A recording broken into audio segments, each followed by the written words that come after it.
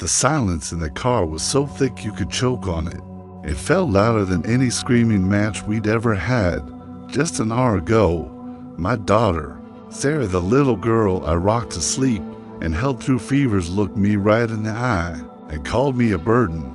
Her voice wasn't angry. It was worse. It was calm, as if she were just pointing out a crack in the wall.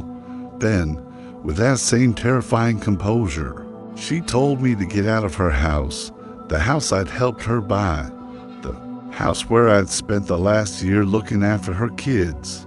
As I drove away, my whole life stuffed into 2 old suitcases on the passenger seat. Heartbroken didn't even begin to cover it. That word is too small for the gaping wound she tore open in my chest. Something inside me had changed. In that one conversation, the endlessly loving mother I used to be was gone, and from the ashes, someone new was climbing out. Someone who understood that love can't be a one-way street.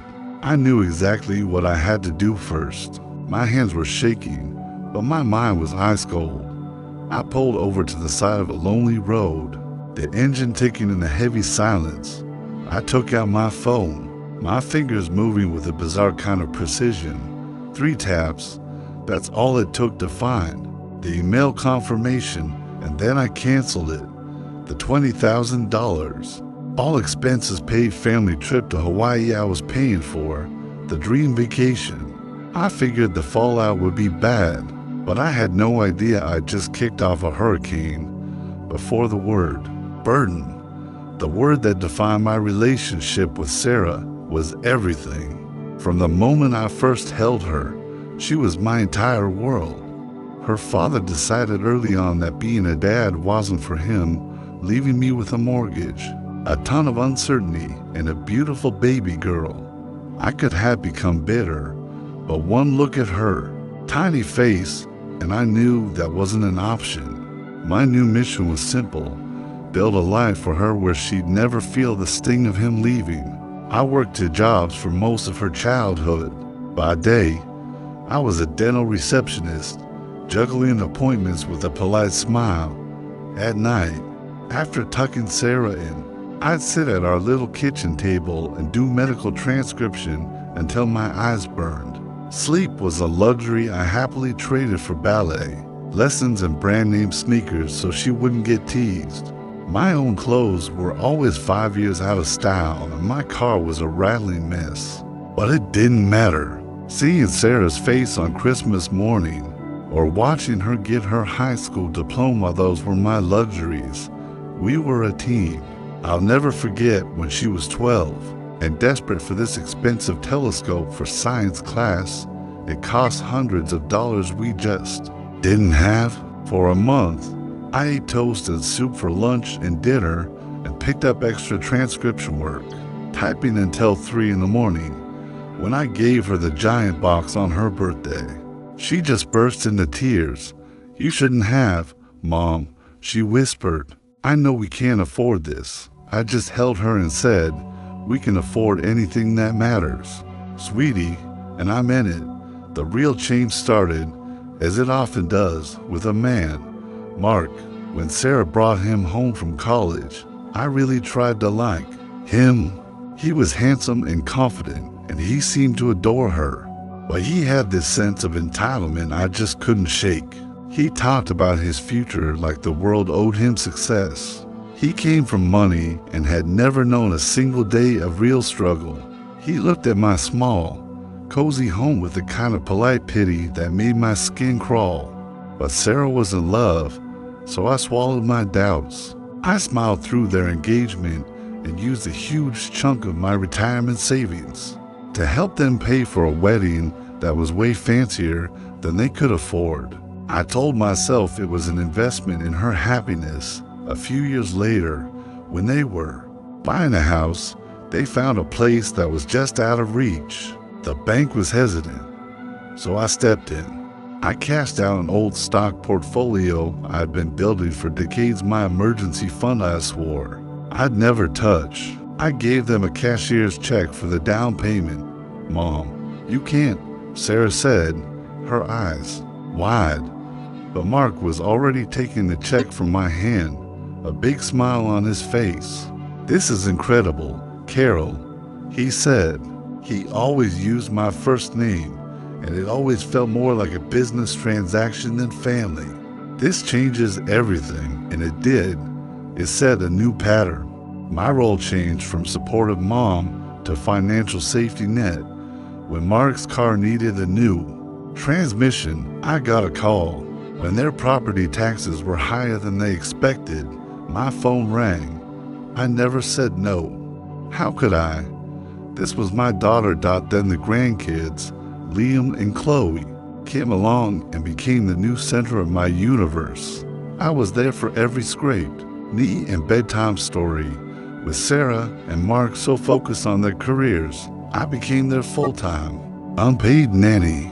I'd get to their house at the crack of dawn and often wouldn't leave until the kids were fast asleep. I was exhausted, but I told myself it was the good kind of tired. The idea for the Hawaii trip came to me one cold evening. I was looking through old photos of Sarah as a little girl, building a sandcastle on a crowded beach. I wanted one more big adventure with my family. I wanted to see my grandkids' faces when they saw a real ocean for the first time, the brilliant blue Pacific. I wanted to create a memory so perfect it would bind us together forever. My retirement fund wasn't huge, but I had saved carefully. I decided to use a big piece of it, $20,000. It was a crazy amount of money for me, but the image of my family, happy on a white sand beach, felt priceless. When I told them, they were thrilled. At first, "Oh my God, Mom, are you serious?" Sarah shrieked. Mark was just as excited, immediately going on about the golf courses at the 5-star Maui resort I'd picked out. I dove into planning. I spent weeks coordinating with a travel agent, booking first-class tickets and a 2-bedroom oceanfront suite.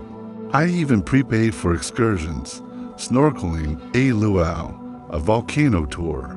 Every detail was planned with love, but as the trip got closer, I noticed their gratitude slowly souring into expectation.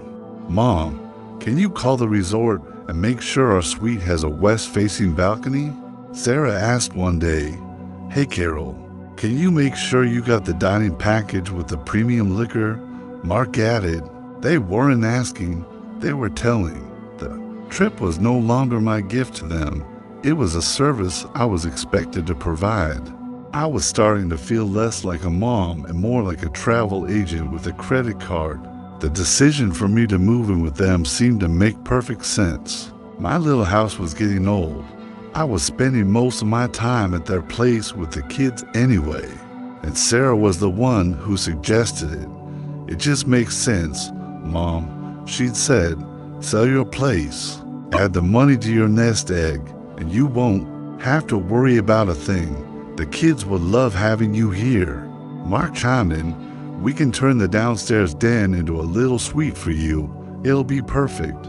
It sounded like a dream to be surrounded by family, to be useful, to be wanted.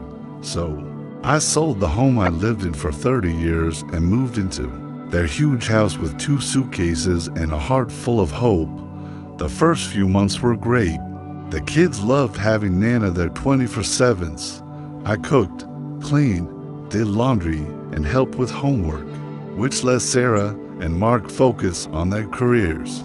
I felt like I was an important part of the family machine, but slowly, the gears started to grind. It started with little digs disguised as jokes. "Mom, nobody has used that much butter in mashed potatoes since 1985. Sarah would laugh, pushing away the plate of potatoes I'd made the same way she'd always loved. Mark started making comments about the bills. "Wow, the water bill shot up. We've got to be mindful of long showers," he'd announce at dinner, his eyes flicking over to me for just a second. Along. Soon, they dropped the pretense. My presence became an annoyance. They started making plans that didn't include me.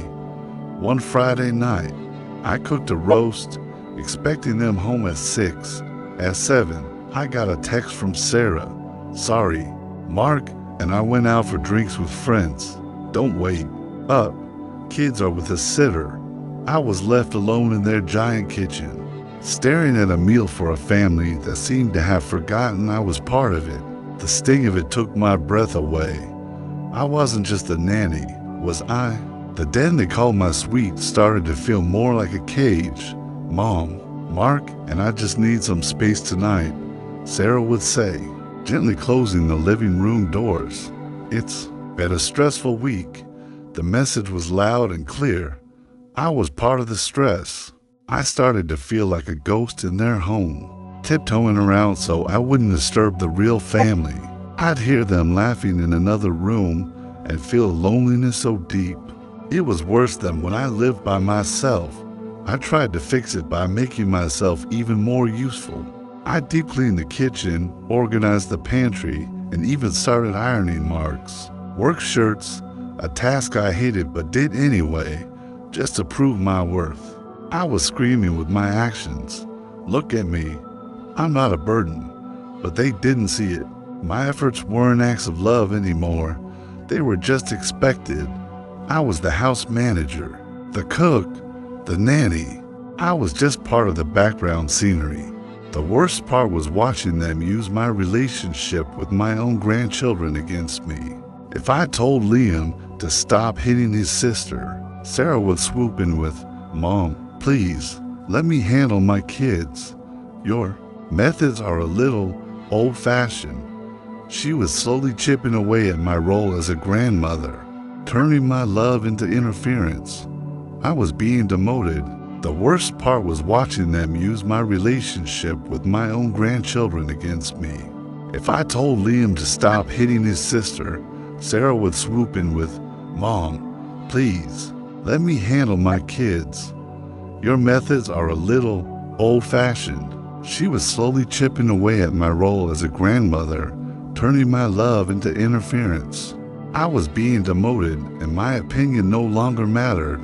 The Hawaii trip, which was supposed to be my grand gesture of love, now just felt like one last massive chore I had to perform to earn my place.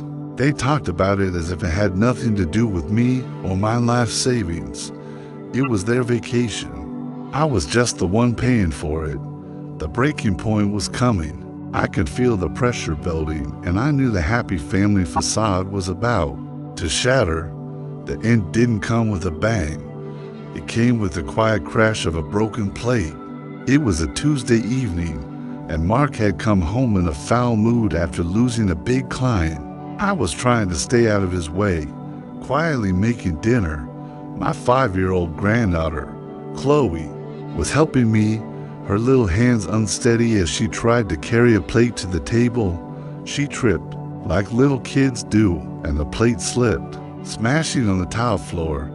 Chloe's face crumpled as she started to cry. Before I could even comfort her, Mark stormed in. What was that?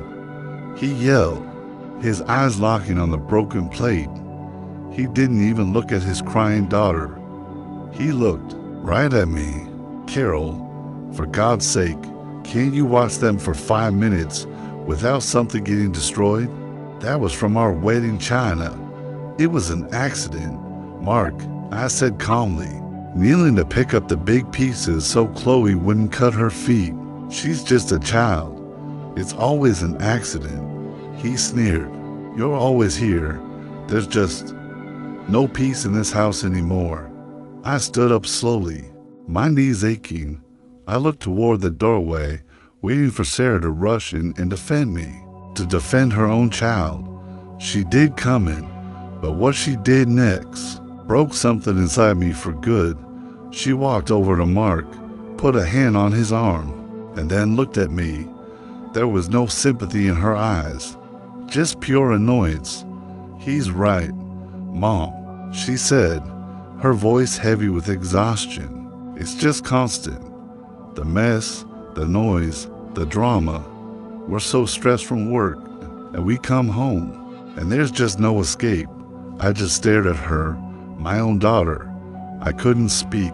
All I could see was this stranger siding with her husband against me. Sarah, I finally whispered. I do everything I can. I cook, I clean, I take care of the children. I know you think you're helping. She cut in, and this is the moment that's burned into my soul. She let out a long-suffering sigh and looked me dead in the eye. But honestly, Mom, you've become a burden. A burden. The word just hung there in the silence. Monstrous. Obscene. After everything I had given her, everything I had sacrificed, I was a burden. A weight she had to drag through her perfect life. I didn't cry. A strange, cold calm washed over me. The hurt was too big for tears. I see, I said, my voice eerily steady. Mark, sensing he'd won, pushed harder. Maybe you should find somewhere else to stay for a while. He said, we just need a break. We need our house back. I looked at Sarah one last time, giving her one last chance to be the daughter I raised. Say something, I pleaded with my eyes. Tell him he's wrong. She just looked away, turning to comfort Chloe. Her silence was my answer. All right, I said. I turned and walked to the den of my room. My hands moved on their own, pulling my suitcases out, throwing my things inside. I could hear them whispering in the kitchen, but I didn't care what they were saying. They didn't exist anymore. As I dragged my suitcases through the living room, my grandson Leon looked up from his cartoons. Where are you going, Nana? I couldn't answer him. I just patted his head, walked out the front door I had helped them pay for, and gently closed it behind me. I didn't slam it. The quiet click was so much worse. As I walked to my car, I didn't look back. The woman who had moved into that house a year ago had just died inside of it. The drive was a blur. The familiar streets looked warped, twisted by what had just happened. My mind was a mess of shock, grief, and a rage that was starting to burn through the numbness. A burden. That word, on a loop. I gave her life, and I was now an obstacle in hers. The heartbreak was a physical weight in my chest, but underneath it, something else was stirring. A cold, hard resolve. For my entire life, I had been a giver. I gave my time, my energy, my money, my love, with no strings attached. And for what?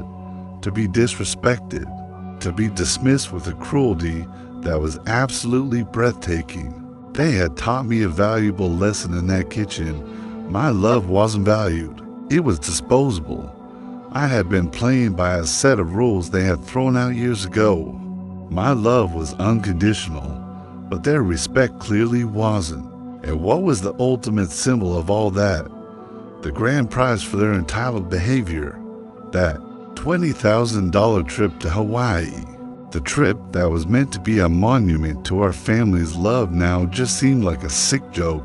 They couldn't stand having me in their house, but they were perfectly happy to let me fund their tropical getaway. They'd call me a burden with one breath and pack their swimsuits with the next. The hypocrisy of it all was stunning. It burned away my grief and left behind a steely anger. This wasn't about punishing them. It was about self-respect. It was about the simple principle that you don't get to shatter someone's soul and then go tan on the pieces. Suddenly, my hands on the steering wheel relaxed. A strange sense of calm settled over me. I knew exactly what I had to do. It wasn't even a choice anymore. It was a necessity. I saw a small gravel pull off and swerved into it. I turned off the engine. The sudden silence was a relief. It was my silence now. I was in control. My hands were shaking again, but this time it was with a kind of righteous energy. I grabbed my purse, fumbled for my phone, and swiped it open. I went straight to my email, scrolling until I found it. There it was. Your Hawaiian getaway is confirmed. I tapped it open. The email was full of cheerful pictures of palm trees and blue water, detailing the first-class flights, the oceanfront suite, the luau, $20,000 of my love, all planned out. I scrolled down to the bottom, right to the link I was looking for, manage or cancel your booking. I pressed it. The page loaded. It asked for my confirmation number and last name. I typed them in, my fingers steady. Then the final screen appeared. At the bottom was a large red button that read, "Cancel entire trip," and below it, in tiny letters, "Are you sure? This action cannot be undone." I didn't hesitate. I didn't think about the kids' disappointment or Sarah's rage. Her feelings weren't my problem anymore. I just thought of the word burden. I thought of myself sitting alone in a car on the side of the road with my life into suitcases. I pressed the button. A little circle spun for a moment, and then a new message appeared. "Your cancellation is confirmed." It was done. With a few taps on a screen, I had dismantled their dream. I had taken back the gift they had proven they didn't deserve. A wave of relief so powerful washed over me that it felt like I could finally breathe again. It wasn't glee or spite. It was the quiet, dignified feeling of reclaiming my own worth. I put the phone down, took a deep breath, and pulled back onto the road, driving toward a future I didn't know. But for the first time in a long, long time, feeling completely free. For 2 days, I heard nothing, just pure, uninterrupted silence. I checked into a small hotel, an anonymous little place where I could just breathe. I slept more than I had in years, slowly letting the reality of what happened sink in. It was like I'd vanished. I started to wonder if they were just relieved I was gone. The quiet was shattered on the third afternoon. My phone buzzed. It was Sarah. I stared at her name, my heart giving a painful twist before the cold resolve kicked back in. I let it ring until it went to voicemail. A minute later, it rang again. I finally answered, holding the phone to my ear without saying a thing. "Mom, oh, thank God. Are you okay?" Her voice was light and breezy, like someone trying to pretend a bomb hadn't just gone off. "I'm fine, Sarah," I said, my voice completely flat. Good," she chirped. "Listen, I was looking at the itinerary again, and the resort's website has these amazing adjoining rooms. It'd be so much better for us and the kids. Can you call the agent and see if you can switch our suite to 2 of those?" I almost laughed out loud. The audacity was truly something to behold. She kicks me out, calls me a burden, and 72 hours later, she's giving me orders for a vacation I'm no longer invited on. I took a slow breath. There's no need to call the agent, Sarah. "Oh, why not? Did you already do it?" she asked, a little impatient. "No," I said calmly. "There are no rooms, Sarah. There's no suite. There's no trip. I canceled it." Dead silence. The kind of silence that's filled with dawning horror. I could practically hear the gears in her head grinding to a halt. What? She finally choked out. "I canceled the vacation," I repeated, making sure every word was crystal clear. Her voice, when it came back, was a shriek. "You did what? Are you crazy? How could you do that?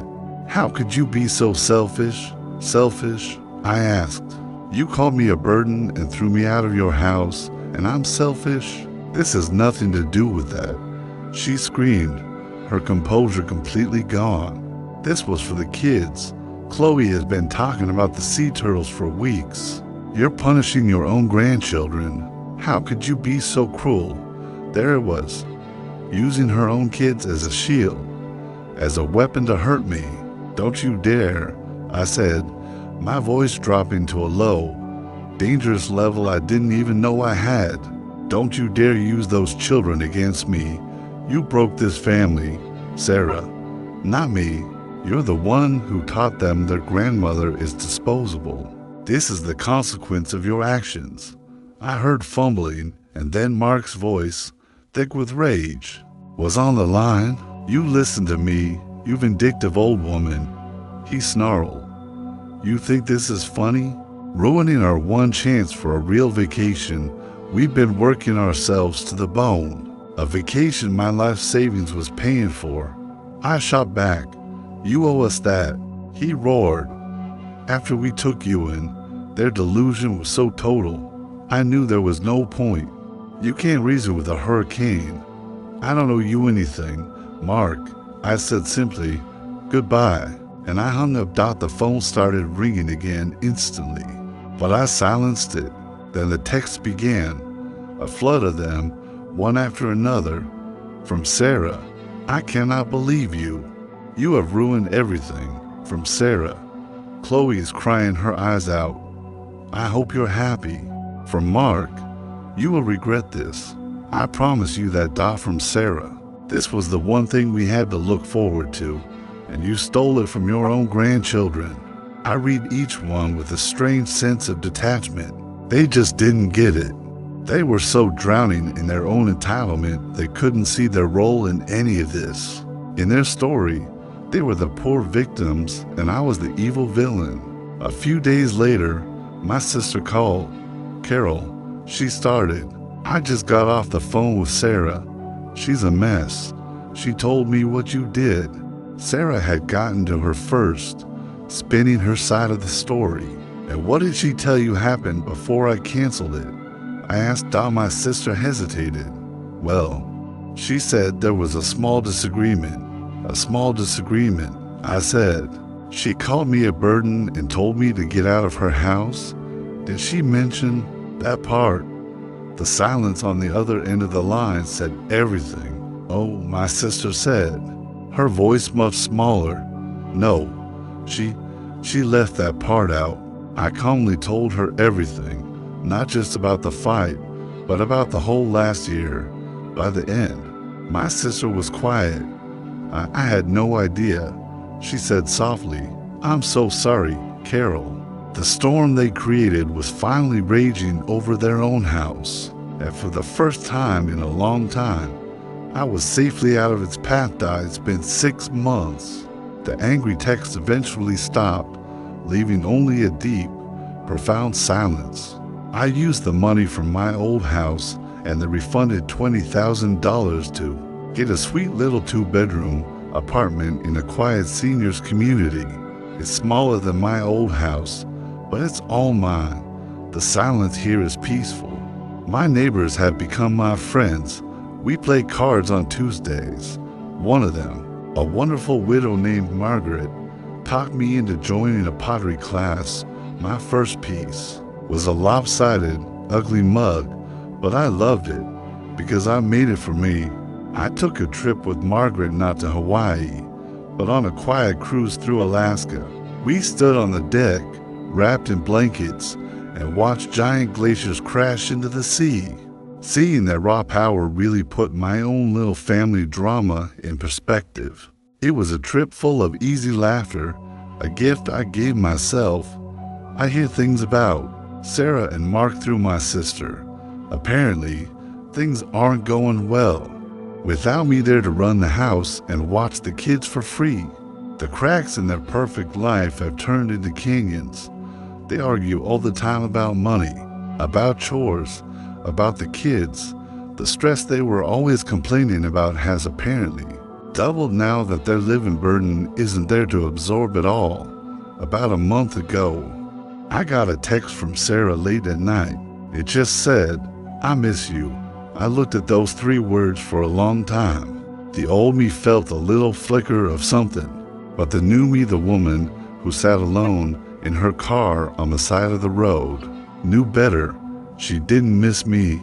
She missed my help. She missed my money. She missed having someone to clean up her messes. I never wrote back. That day, I didn't just cancel a vacation. I canceled a toxic relationship that had been poisoning me for years. The best revenge isn't loud and dramatic. It's quiet. It's quietly taking your time, your energy, and your love away from people who don't value it. It's the silent, powerful act of choosing yourself And the greatest revenge of all, I've learned, is to just go on and live a happy, peaceful life without them. I know my story is a lot, but I have a feeling I'm not the only one who's had to make a hard choice to protect their own peace. If you've ever had to stand up for yourself in a tough family situation, I'd be honored if you'd share your story in the comments. Reading them helps all of us feel a little less alone. And if this story resonated with you, please think about liking and subscribing.